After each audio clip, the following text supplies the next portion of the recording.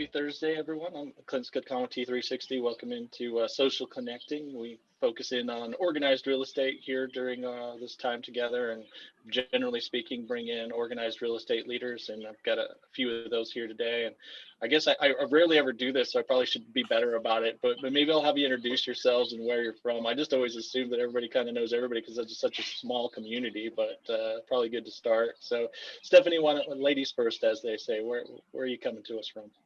Thank you, Clint. I am Stephanie White from the Mobile Area Association of Realtors and Gulf Coast MLS in Alabama. Excellent.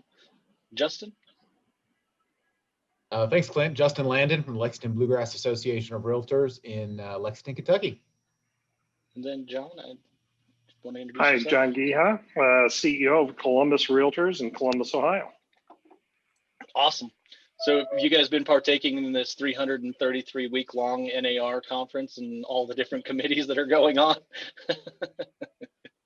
It's been, it's crazy. I mean, it started at the end of last month and doesn't end until the middle of this one. Yeah, I think I've got 3 items on my schedule every day between now and I think Christmas that say NAR governance on them. So we'll get through it. It's longer than a baseball season at this point. Which is hard to believe, even for a conference going. But lots going on with NAR, and maybe let's start there. There's been a huge amount of focus, you know, in terms of broader media coverage around the diversity, equity, inclusion items that are out there, the code of ethics items, and then there's also some, you know, standards being put forward in terms of MLSs and changes to core standards for the associations related to these topics. What's your general sense? I mean, clearly there's been an energy around this in 2020, and now it's, you know, come to fruition for the associations. But general sense on what's happening around DEI and you know, elevating it through some of the required standards. And I'll jump in anyone that wants to go. Well, DEI is a very important topic here at Columbus Realtors. We have a diversity and inclusion committee. We do have a manager of diversity and inclusion at Columbus Realtors. We have paid attention to what NAR is suggesting. We're taking it a little further. We did make a very broad statement, very strong statement against racism here with our leadership. And then we took it from the words to a action plan.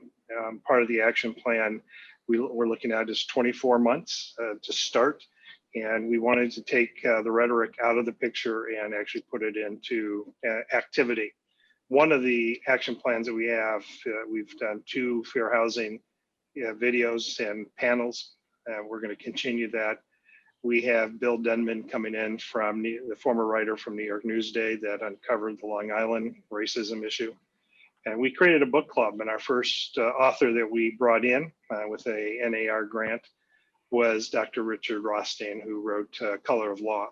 Our next writer is going to be Dr. Eddie Cloud, who is the author of Begin Again, the writings of focusing on racism and the issues that we're dealing with. So we're engaged. We're bringing our diversity and inclusion into every one of our committees. So it's a standing committee, but it will also filter into each committee that we have here at Columbus Realtors, along with our sustainability. And we're bringing the 2 of them together. So we don't want it to be a topic. We want it to be part of our culture. And we're making history this year. Our president for 2021 is the first African-American president in the history of Columbus Realtors. So we're very excited and proud of that fact. So it's our culture that we're moving forward on. That's great.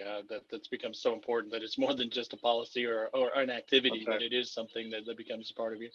Justin, any thoughts on your side? I mean, I know you've been involved because you're on several of the committees that have structured some of the updates, I think, to the core standards for associations. And so what's it been like for you kind of talking through this, not only understanding how you've got to implement and do things locally, but being a part of the broader national conversation? Yeah, so I serve on the Association Executive Committee Diversity Work Group at NAR that has made some recommendations as it relates to core standards. And I think what what we're seeing is, as John describes what they're working on in Columbus, I mean, that's where we want to get everybody. But I think what we're really trying to do is sort of level set the discussion across the country and say, we have to put some base levels that people need to accomplish as it relates to DEI. And I've likened it very much to RPAC in some ways, right? Like 10 years ago, 15 years ago, RPAC was something that some associations cared about.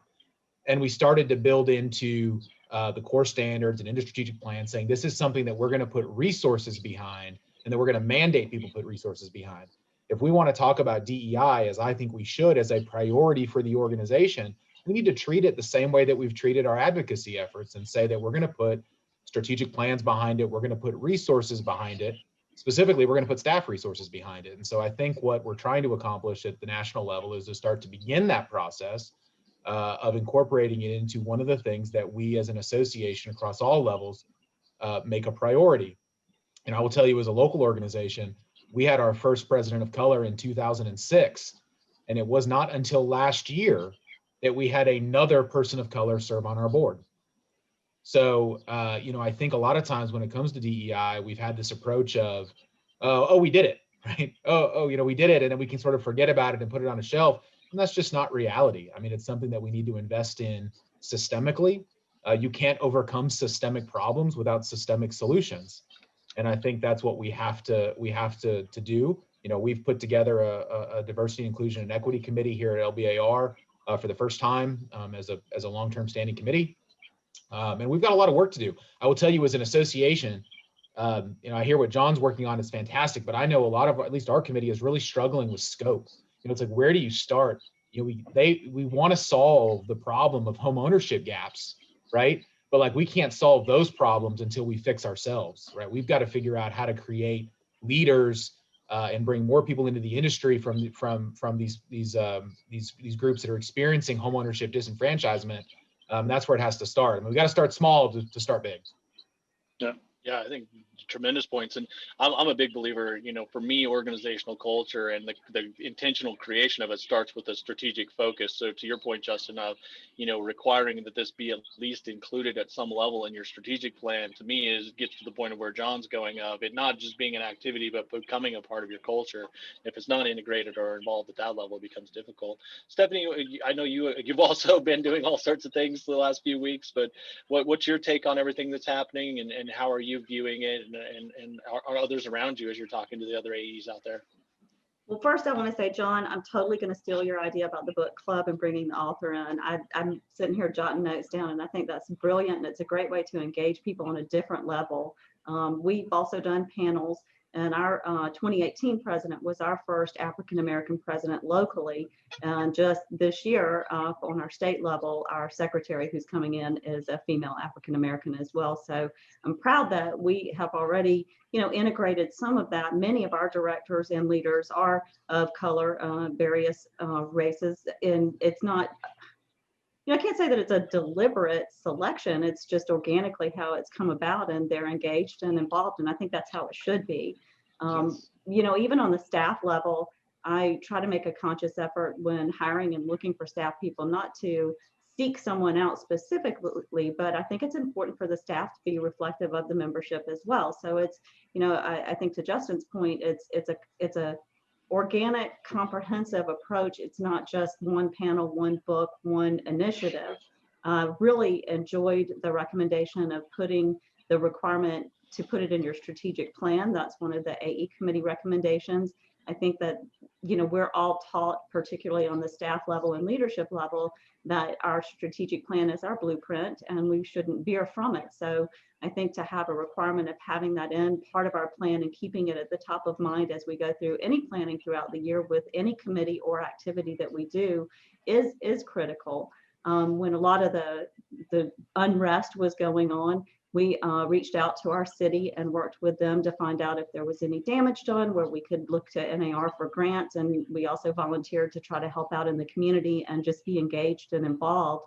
And we've also worked with our city parks and recreation department that does the Boys and Girls Clubs and helped them with equipment. And just, I think, rolling your sleeves up and getting out in the community as much as you do within your membership is part of what makes that happen, because you are more engaged with what's going on a whole big picture level, as opposed to, your microcosm of our world, our realtor members, because our realtor members are just as engaged in the community, and they bring that back to what they bring to the table as leaders here at our organizations. Let me ask you this: how do we get comfortable with being uncomfortable? And the reason I say that is that one of the primary starting points for dealing with diversity of all different kinds is to understand who our membership is versus our communities. And conversations the other day around the core standards went from requiring to encouraging, as it it relates to measurement of our diversity and inclusion. And frankly, the pushback that I've received in some of the strategic plans that we've done over the last 4 months, where we say we've got to collect the demographic data, and people are like, "What? We can't get that. We shouldn't be doing that." If we can't get uncomfortable around asking for the basic data sets, how are we going to make the steps that, to your point, Justin, that's going to actually move towards actual change? So I'm just curious, are you guys seeing that, that we're saying the right things, but when it comes to us leading and doing the right things, it's a different outcome? And I think we've got a lot of challenges in that, having uncomfortable conversations, not the least of which is because many of our leaders across the country sort of came of age at the time where phrases like "I don't see color" were the norm, right? That was how we sort of said, "I'm not racist because I don't see color." And we have to move past that. I mean, the reality is, when you say you don't see color, it means you don't see people, and that's just not the reality. And so we have to be comfortable with collecting demographic data. We have to be comfortable with being intentional about trying to have a diverse staff. So you think if we want diverse membership, they have to be able to walk into our office and feel like they see themselves. That's super important.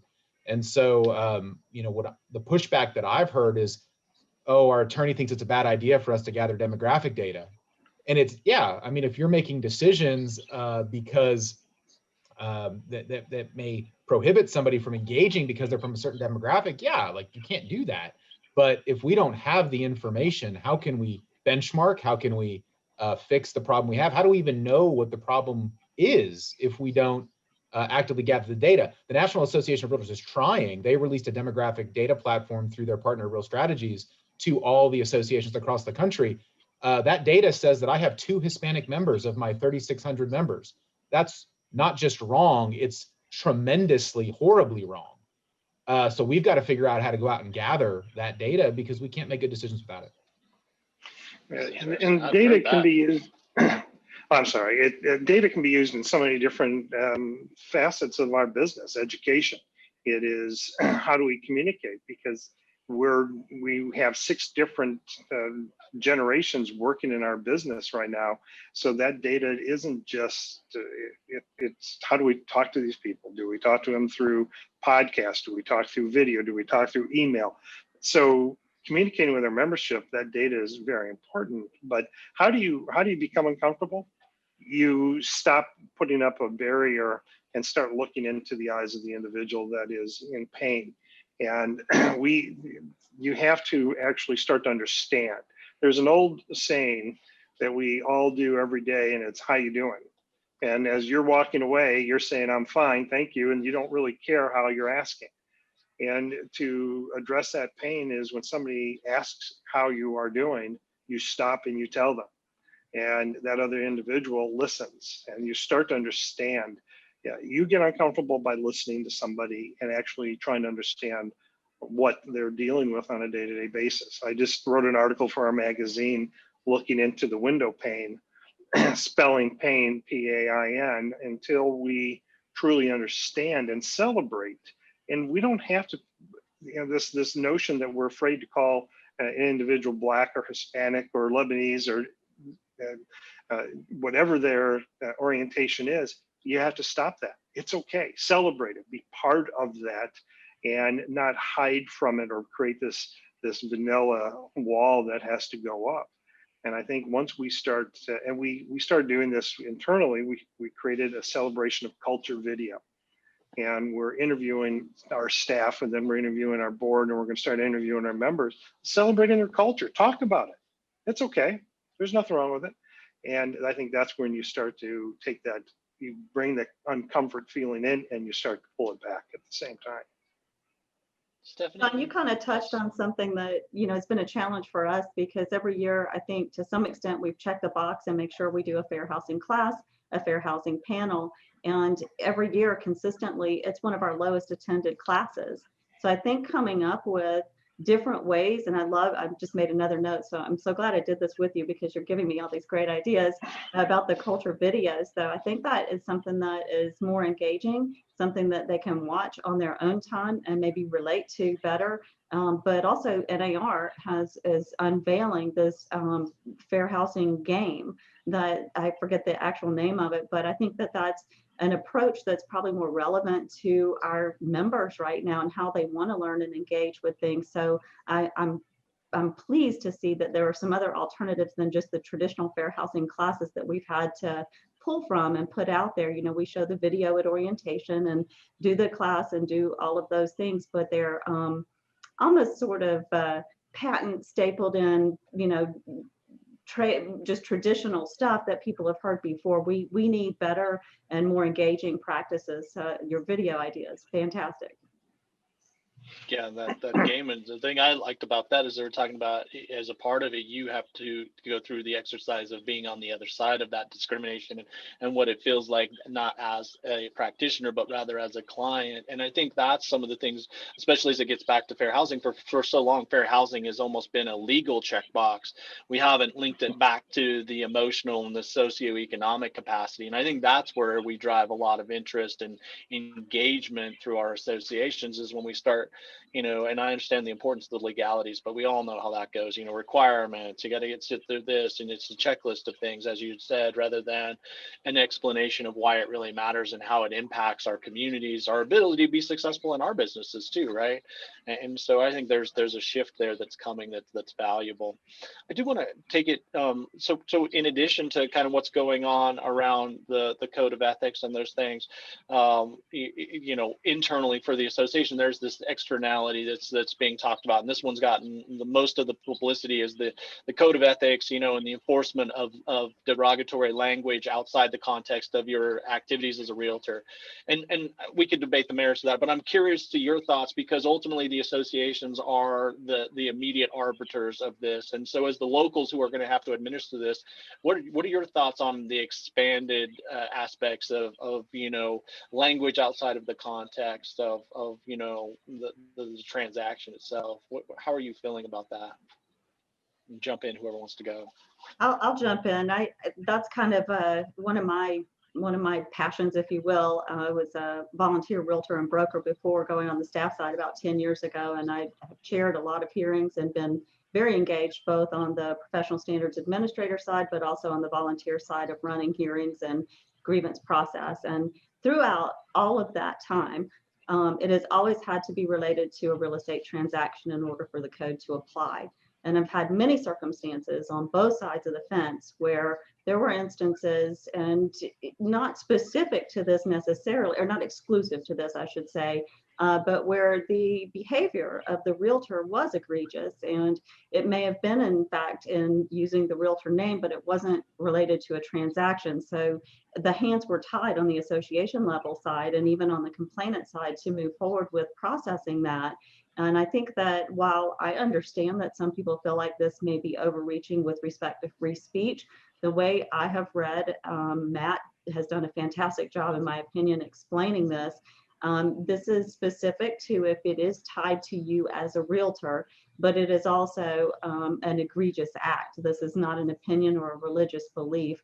And I personally think it's time to have a little bit more, I don't know if power is the right word, but more options for us to enforce the code with respect to someone who is a realtor who is behaving badly. Because, we've all heard the saying, one bad apple spoils the whole bunch, and one bad realtor brings down the entire organization, because that's what people perceive us to be when they see that behavior in public, particularly, in social media, where you potentially are getting hundreds, if not thousands, of viewers. So I'm pleased to see it. I'm curious to see how it plays out. I do believe if you read very carefully all of the responses and answers, that it's not going to be overreaching, but I guess that's yet to be seen once we see how it actually plays out. Justin, I'm curious as to your thoughts. Again, it's ultimately again the rubber that meets the road at the local level. Again, these policies come from on high and are meant to be delivered throughout the country equitably. But in order for that to happen, it ultimately comes down to the locals and the even the practitioners themselves. Yeah, so we are the only local association in the state of Kentucky that still handles their professional standards locally. Everybody else is handled by the state. It makes me think I may want to call the state up pretty soon and see if they want to take over. But the truth is this is hugely necessary. I think the committee that has put the work in to bring these recommendations forward are absolutely right. I mean, some of the videos we have seen of realtors behaving badly are just absolutely reprehensible. I will say one of my biggest concerns is that there's still a lot of really bad behavior on behalf of realtors, especially on social media, that will not be covered by this, right? I mean, just really lewd and rude stuff that I see on Facebook that is not going to be covered by this. And, we can't solve every problem in one fell swoop. So we'll take what we can get. I would be lying, though, if I said I don't have some worry about how this will be implemented on the individual panel level. I think, as a group on the whole, I think it'll be great. In the microcosm of an individual, and we've all sat on panels or been in the room with panels or heard panels.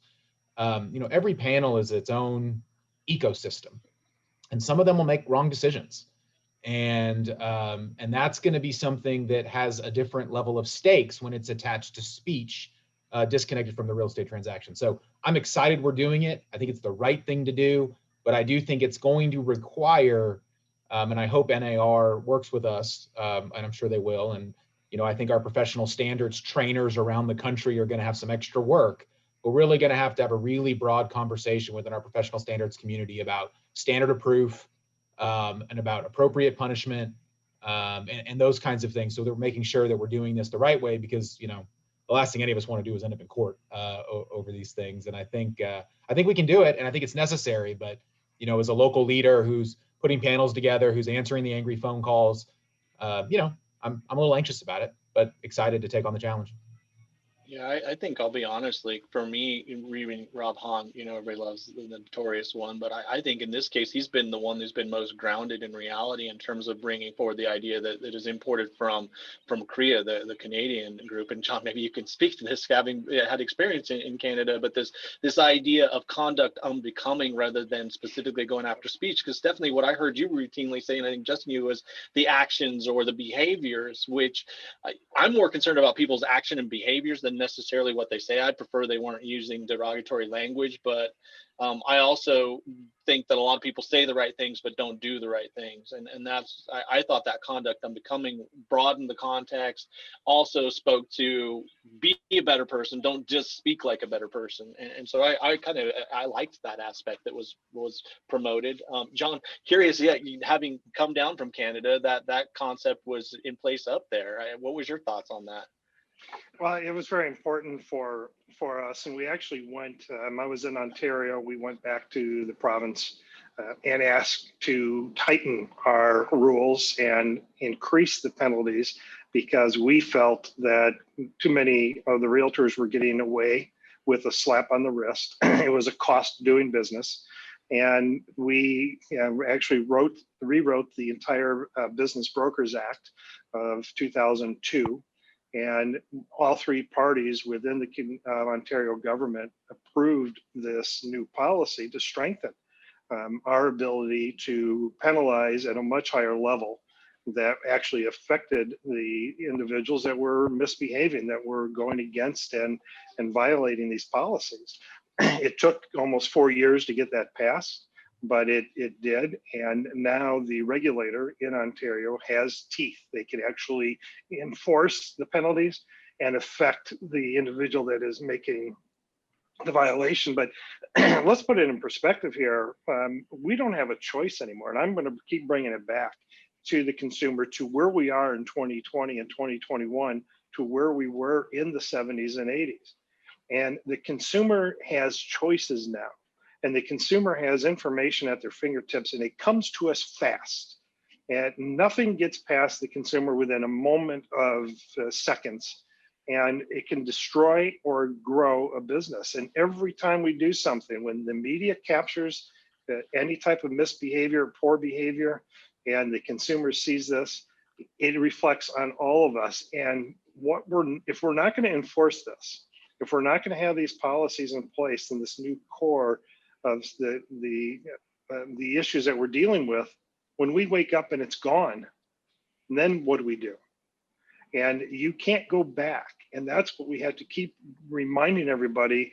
That's why the importance of our pack and core pack that we have here in Columbus is so important, because we have to make sure we maintain the reputation. And once it's gone, it's gone. And with the money that's coming into our business today, providing the consumer with alternative opportunities, that we either have to be above those alternative opportunities or equal to, and anything below that, it's going to affect us. And so this, to me, is a very important step forward, but it has to be enforced. And Clint, Sure, one we thing could I'll go on. mention. Yeah, go ahead. And then I'm going to About, switch this up because we could go all day on this one. yeah, But go just ahead. one last thing I want to say about conduct unbecoming, and it kind of goes counter to what I just said and to what you said, which is, and it touches a little bit on the notion of Black Lives Matter, right? Which is, if we have to focus on the biggest problem in front of us. And I think that conduct unbecoming has value, I also think that it waters down solving what is the biggest problem right now, which is hate speech specifically. And so I do think there is there is a compelling reason to be addressing hate speech specifically, and conduct unbecoming may be something that we need to address in the future. Can I push back on that? Because there's an issue in our industry that drives me nuts. And as a former executive, when I had females that traveled with me around the country, conduct unbecoming towards females there's so much of it in our industry. And so I don't want to lighten the load on the importance of that social movement, but there are some significant issues, not just within our industry, but around the country that aren't addressed. And so by using the opportunity and the interest to around this to broaden the ability to hone in on being better people, I liked that concept. Sorry to jump in, Justin, but that one's one that I struggled with for years, where I would have to talk to my female leadership and say, you've got to be on the watch because things are not above board. And the things that are said and done there are horrific and also equally damaging to the industry. Can't disagree. So anyway, we could go on this one all day. I did want to switch up. So MLS standards is kind of another big item that's going on right now at the NAR conference. A lot of talk about that this week, and the proposals yesterday that came before the committee and the refinements. And so just curious about, we've obviously had core standards that are evolving now on the association side, but bringing some of the standards to the MLS side. I have my own kind of feelings on where we're starting from, but I'm curious as to you all's thoughts on some of these, and I guess the general concept of standards being put in place by NAR to begin with for MLSs. Jump in, whoever, and you all run MLSs, just to be clear. You do the association and the MLS side, so you run both sides of house. Go ahead, whoever wants to jump in. Are we not purposely addressing this? I'll jump in. I have long since it got mentioned been a proponent of some minimum or core standards for MLSs. I think that you have such a disparity of products and services, not only on the association side, but on the MLS side of what's offered. And in many cases, people might be paying even more for a subpar service or responsiveness.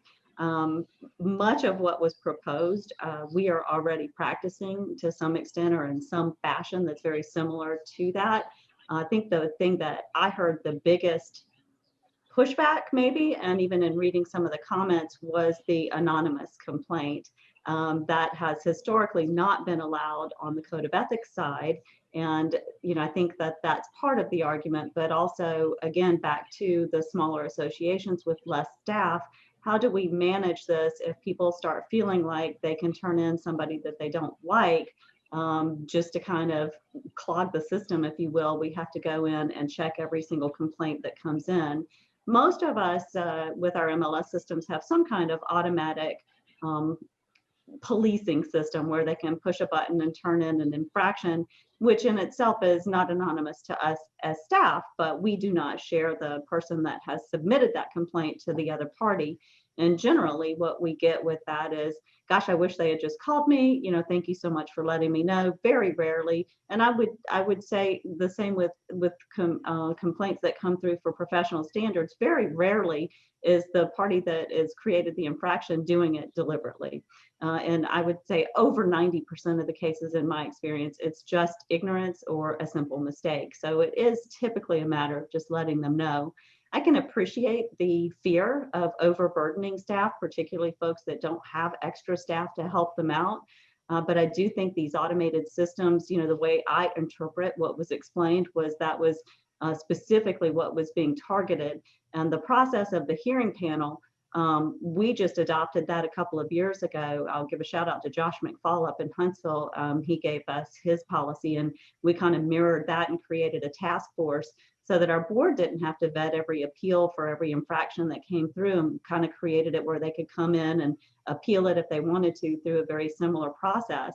So I think that in general, most people don't have a problem with any of that. It's more the fact of the anonymous complaint. And, I respect the fact that people feel like they should be able to face the person that's their accuser. So I guess to some extent I have mixed feelings, but we are practicing with anonymous complaints right now, and we haven't had a huge influx with that. So I don't anticipate that changing things dramatically, but I'll be curious to see.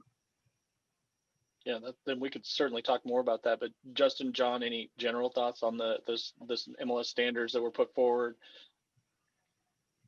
We do follow quite a bit of what is already taking place there, so it's not going to be a dramatic change here.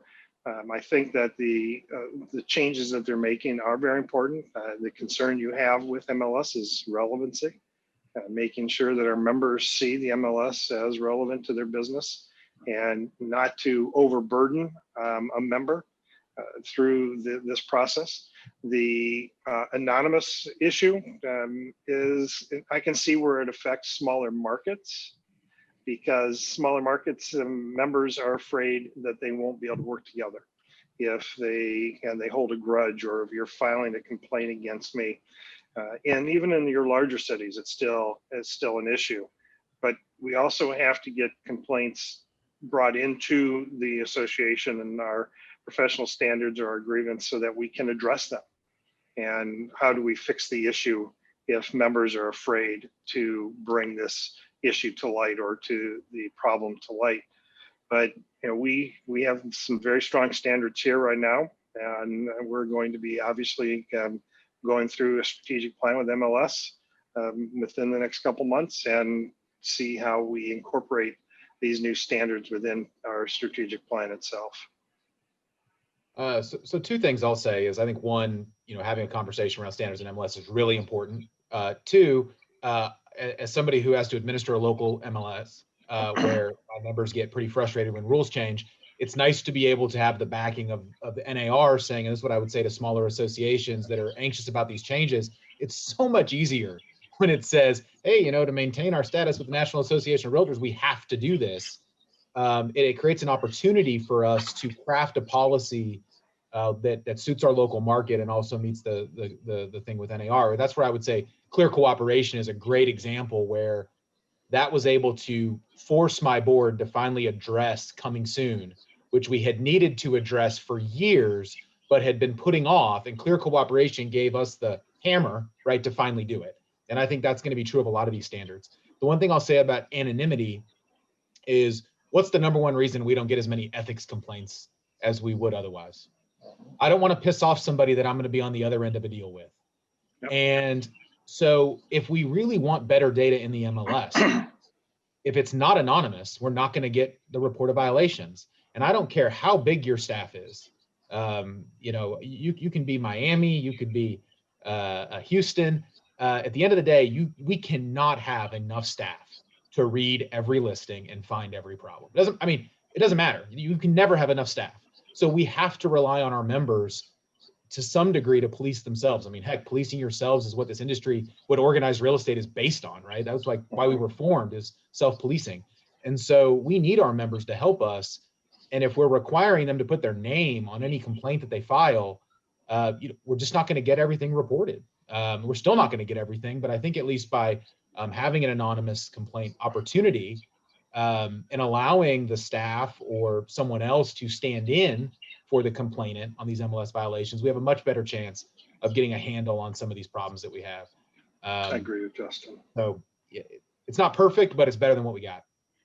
Yeah, I did like the point specific to the anonymity thing, that there is a differentiation between data integrity and then professionalism. And so some deviation there, I think it was brought up by Stan from Austin and a couple others of, well, while it's 90% data, what about the 10%? And is that different? And should we set that aside? And if it's going to be a standard, set things more appropriately there that are something or in alignment with that conduct versus the misentry. And so I thought that was an interesting concept, but go ahead, Justin. Well, but like a violation of clear cooperation, for example, could both be a data problem and an ethics problem, right? I mean, it could be addressed in two different ways depending on what activity was being, what the activity was. So I think we need to realize that they can report something on the MLS side, and we have an enforcement mechanism for that. And if it's an egregious ongoing problem, there also may be an ethical path that they could take where, hey, if you really want to hold this person accountable for a membership duty, then that's a different process. Yeah, the interesting thing is that we're debating this small nuance of anonymity versus not, and that was kind of the big thing, and everything else is carte blanche. Like you all said, it's not really a problem. We already have it in place. I guess my concern is that looking at the complexity and level of accountability that's provided through the core standards for an association and contrasting that with this first effort at MLS standards, there is a chasm there between those two. And if we're looking at ultimately the true importance to the participating brokers and subscribers, MLS is far more impactful. And I love associations, and I think advocacy has huge value and is greatly impactful, but we know it from the survey work that we do. Associations are valued, but not nearly as much as the MLS is. And so I guess I'm just concerned that we started with such a low level that building from that is going to take so long. And then ultimately the question becomes, who's enforcing it, or how is it being enforced? Because without enforcement and follow-up, and we've seen this with CCP about equitable implementation of these requirements, how does it actually change the industry for better? So we set low standards that almost anybody can attain. Then there's no enforcement. So what do we do? What are we really doing here? I guess is the frustration for me, because we put out a lot of energy and a lot of time into these things, but if it's not truly raising the bar in terms of level of delivery back to the end user, it's troublesome, I guess, for me. And I agree with that's a that. statement.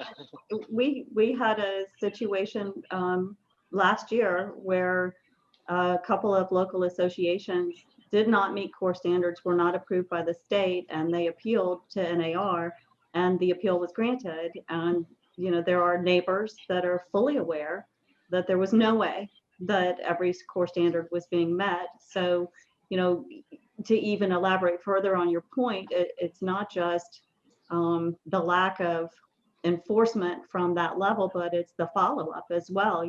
If you're going through the processes properly, we have to feel like when it gets to the point of an appeal and NAR is involved, that they're going to stand behind the rules that they put in place. So that leaves some frustration. I think that the other point that was brought up with the MLS, a little bit unrelated, but kind of tied to it, that was heavily debated, was the fair housing aspect and being able to identify that within the MLS. And I'll just share briefly, my previous association was in a resort market where we were beachfront, and we had put keywords in to search for words that might possibly be fair housing related, and we had put the word white in there. Well, everybody described most properties near to or close to white sandy beaches. So once we put that word in there, you can imagine the volume of keyword kickbacks that we got. So it's difficult to identify how to identify that within the MLS. There's not one plug and play fit. And to Justin's comment earlier, no one has the level of staff to go through every MLS listing to identify if there's fair housing violations in there. And there's not a plug and play automated system that's going to be able to identify that either. So, I'm glad that that was reworded a bit. Because I did feel like it was almost too restrictive for the MLSs to have to take the responsibility to, I forget the exact word, but essentially rectify the situation. Whereas now it's have to take steps to work toward identifying it. To the end of the day, I mean, if you're going to truly assert yourself as a standards or policy making body, you can only rely on enforcement of others so much, whether that be, individual organizations to individual organizations, individual users to individual users, or even utilizing the states as they do with the core standards for associations. I guess I think I would like to see NAR stepping up and looking at, if we're going to forward these items that are requirements or standards for the industry, that, to your point, Justin, we're also going to help with the enforcement of that. We're not just going to put that back on you, because when NAR comes knocking, they're removed from the situation. When you come knocking, you're still in that community, and so to me there's a real issue here moving forward of having the enforcement match the level of requirements and standards that we expect of these organizations. And somebody has to assume that leadership role. And for me, the policy making body is that body for me to then follow up. But I don't know if you have thoughts on that, because it's got to be implemented equitably. Otherwise, you're punishing the good players over the bad players. And I'll say organizationally for us as an MLS, we have always valued compliance over punishment, right? As an association enforcing our rules. And we are coming to realize over the last few years that that attitude only goes so far, right? Like, we're getting to the point now where we have to get into what are the real penalties and what is the scale of penalty that goes up, and of course then dealing with what is the appropriate level of holding folks accountable. Is it a fine? Is it an escalating fine? A great one is like change of status. Like, good Lord, trying to get our members to change status on time, particularly as it relates to, like, I swear to God, we do our stats every month. And if I run my stats on the first week after the end of the month or the third week after the end of the month, you might have 200 closings that are closed 3 weeks beyond when they were actually closed, right? And so how do we hold people accountable for that in a way that both is the punishment fits the crime, but is enough of a punishment that they actually care, right? And I think that's our biggest challenge. And then, of course, I always say this: at what point are we willing to shut down someone's service, right? And that's the question that I think we've got to answer, because I ask my staff this all the time: how bad will it get before we turn them off? And there's no answer to that question, because the answer is generally, I can't think of what would be bad enough that would finally result in us shutting an office off or shutting an agent down who's paid their dues and is otherwise a member in good standing, but we've rung up for 5 or 6 ethics MLS violations. And that's where we absolutely need these member-driven bodies to hear complaints. And I think if NAR could help us, it would be to figure out a way to take the professional standards model. Not that I want an MLS book as thick as my professional standards book, but some really good policies on how we work through this, and not just say do it like professional standards, because that's a little bit of a square peg round hole. Yeah, and I agree with that. I mean, coming back to the Canadian market that I was in, holding the accountability and regionalizing professional standards so that the smaller boards could enforce that was a topic that they brought up. But there are some boards that are policing boards, that they have the staff and that's all they do. We're not a policing board, nor do we want to become one. But if you're going to have standards, if you're going to have a code of ethics, if you're going to have a professional behavior, then you have to be able to address the issue, or they're just going to ignore it and they're going to move on. And the question is, why do we have professional standards if you're not going to enforce it? Why do you have rules and regs if we're not going to enforce it? So it is a delicate balance. Part of it is education. Part of it is holding them accountable to the education if there's a violation, and then a fine if they're not going to follow through with the education. We don't want to just punish to punish. So we want to educate them so they're not repeating this. Now, there is an ethics issue if they just do this deliberately and continue on. But if it is a mistake, is there an education component to that so that they don't repeat the mistake? And that's that delicate balance. But the reality is, going back to core standards with the board, either have them and enforce them, or don't have them and then just deal with the fallout that you're going to be facing on a day-to-day basis. And it's not getting any better. We helped rewrite the education component for the province of Ontario, and they brought in a third-party company out of Minneapolis, more of the tech side of it, and we had to re-educate them on real estate. And they kept asking the question to us, what's the main issue with real estate? And it kept coming back, speed. Agents move too fast. They don't read. They don't follow the format. They don't do what they're supposed to do because they have to get the process done fast, or they're going to lose, or their clients can lose out. And I think part of the biggest issue we're facing with all this is the speed and the lack of interest of reading and understanding what the policies are, what the standards are. And I think we have to, the market's not going to allow us to do this, but part of it is slowing down and understanding what we're doing. So some of that goes back to, John, what you were mentioning a moment ago, is that if you're going to, not have the standards, then you have to open up the level of choice and competition. And so that kind of transitions me into the next one. I'm curious, with you all being association MLS organizations, and, the large majority of association MLS organizations in the country have 400 or fewer members. You all don't fall into that category. And so you're kind of trapped in this interesting spot of being more in between the largest regional MLSs and the smallest association run MLSs.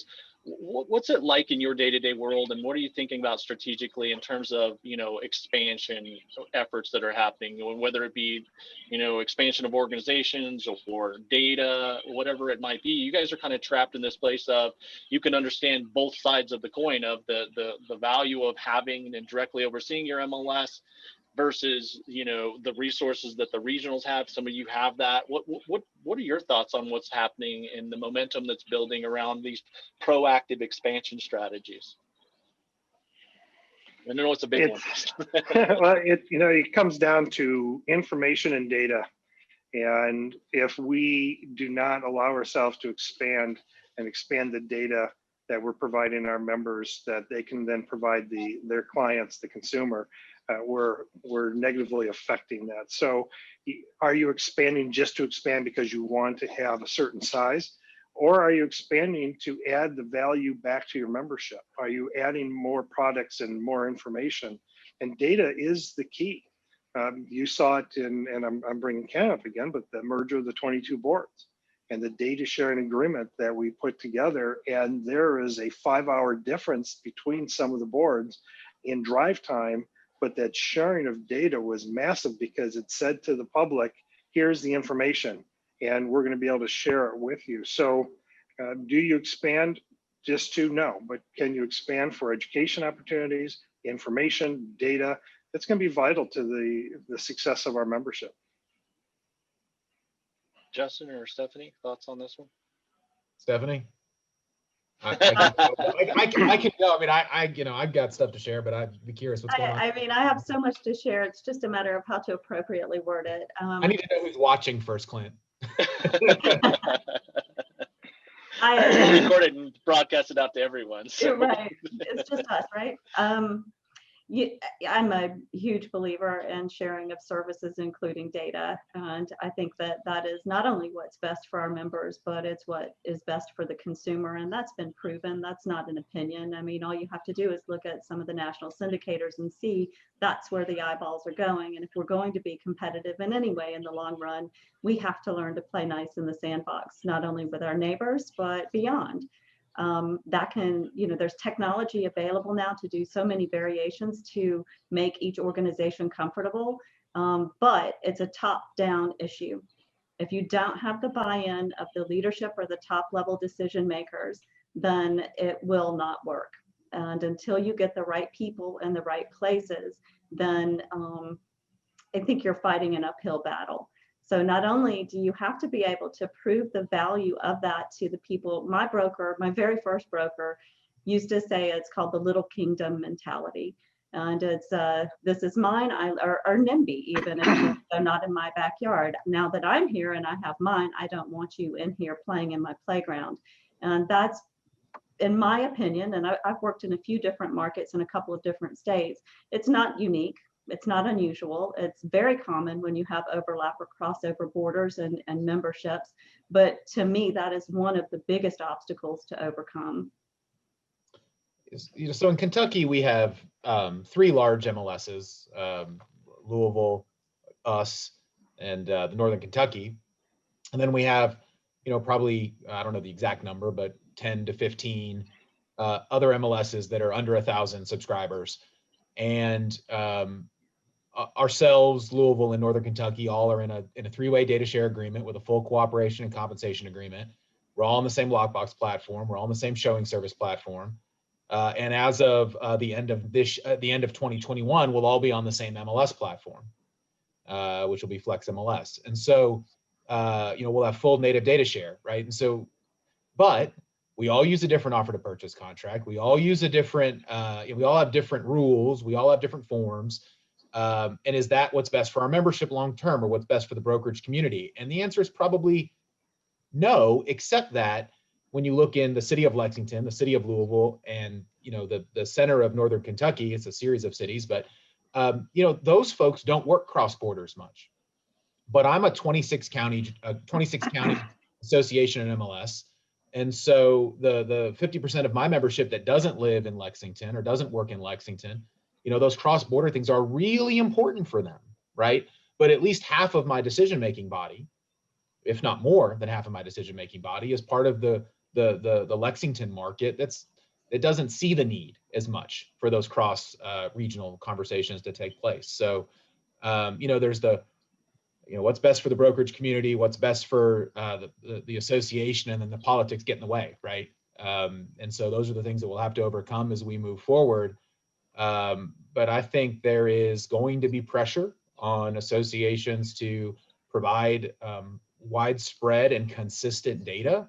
I think the vendors, not the vendors who provide us those services, they'd probably like us to continue to have lots of different accounts, but the vendors for our brokers who access the data will increasingly want to deal with one set of standards.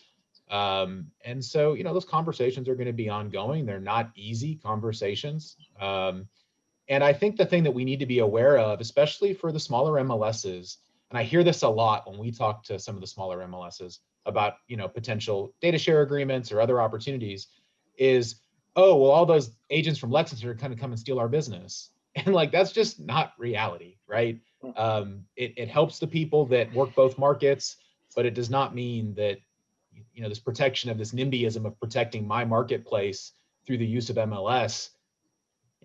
If somebody wants to list a property in your MLS, joining the MLS is not a cost prohibitive process if they're going to have one sale out of it, right? One transaction, and it more than pays for itself. So, I just think that that's something that is thrown up politically to prevent some of these opportunities from happening, some of these data share agreements from happening. And I just don't think it's reality. Yeah, and where I'm struggling is because you talked about, Justin, this collaboration that's happened among like-sized entities. We have, as I talked about, this chasm. I mean, 80% of subscribers are served by 14% of MLSs in the country. And so you have this huge chasm between the largest and the smallest, and you all kind of live in this middle zone. And there's some collaboration in the middle zone, but even there, where there are established entities, they're less likely to collaborate with the largest regional MLSs. And below that is, as you referenced, you say smaller, which is always a relative term, right? As I'm working with folks, I always say, look 360 degrees. You think you're large until you're not. And even the largest MLS in the context of, national bodies and business entities is not that large, 100,000. Right. So we always have to be relative about this. But where I'm struggling, and where we spend a lot of our time, and where we would love to see some gains from the work that we do at T360, is to create a partnership continuum where the smallest can relate to those who are just bigger, and those who are just bigger can relate to those who are larger than them, so that we can find that continuity and that collaboration opportunity. Because right now, most of the time, it's I'm not talking to them because they're trying to take us over. And regardless of where you fall in that chain, and until we can get beyond that, it's the data, bringing the data together, that's most valuable for me. And I would say this, it's not just about facilitation of the collaboration and cooperation that we see internal to the MLS, but the long-term value proposition of the data that we hold could hold down and keep us viable as MLS organizations if we can learn how to monetize that appropriately outside of the context of real estate. And that can protect, us from this need to ever grow the number of realtor members that we have or subscribers that we have. And we always hear about this. Well, let's make our herd smaller, right? Because we have fewer sales.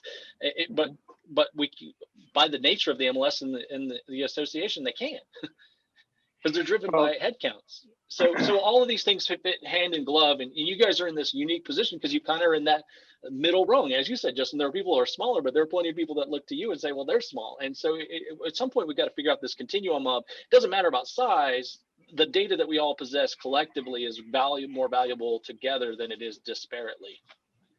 Well, my first email after this call is to Justin, because we're Flex MLS, and you start looking at how can we collaborate together, but take it beyond just the collaboration of MLS. This information and data in Central Ohio, Columbus is the state capital. You have Ohio State University here and other universities within this region, and it's all about jobs and growth and bringing new businesses in. We work very closely with One Columbus, which is our economic development arm, formerly Columbus 2020. And our commercial platform with Catalyst, they are part of that. And Jobs Ohio and One Columbus and Columbus Realtors need to work together on that data, whether it's residential real estate data or whether it's commercial and industrial and retail data, because that's driving jobs. And what is jobs doing? It's driving sales of homes. So we have to get past just this, well, not in my neighborhood, the NIMBYism that Stephanie brought up, or the fear of losing my job if I merge. It is, how are we driving jobs that are going to drive housing, that are going to help our members succeed in the business? So we are looking very serious at how do we collaborate throughout the state of Ohio? How do we collaborate regionally in the Kentucky market, into the Pennsylvania, Michigan markets, because it's regional. And as you look at what's taking place around the country right now, and you look at Central Ohio and the potential growth in Central Ohio from the West Coast and East Coast, this is vital. This information is extremely important to us. And that's why we're reaching out to Ohio State and Otterbein and these colleges, that we can work together, driving information, driving jobs to our economic development arms. So it goes beyond just the listing information. It's driving economic growth as well. Yeah, the data is core to socioeconomic, interests, and I think that's where I'm headed. Is like, why wouldn't we leverage that? We're great at collecting data. We're not great at utilizing it outside of a very, very core set of activities. Justin, Stephanie, any thoughts on that? And we're running down, but on time, but Justin? all good. No, obviously it's if you want to talk for another 45 minutes, I think I'm good. Perfect. Well, I appreciate y'all. I told you this would go fast and be easy, and Justin, you didn't even say anything that was wildly inappropriate, so I really appreciate that. Again, I see my reputation precedes me, so. Well, I might have shared in some of those reputation building exercises, so. Awesome. Well, thank you all for your time. I greatly appreciate your candor, and look forward to, of course, seeing you all hopefully around hallways sometime during 2021. You think it's going to happen? Will we have anything like in person in 2021? Not the first quarter. I'm going to say not the first half. Look, can we just go to Naples in May? That's all I care about. Come on. I agree. Yeah, we're hoping on the T3 summit, so that would be wonderful. But yeah, I hope to see you all around. Thank you so much for your time. Thanks, everybody. Thank you, Thursday. Clint. Thanks, Nice to meet you all. Nice to see you all. Enjoyed it. Be well. Take care.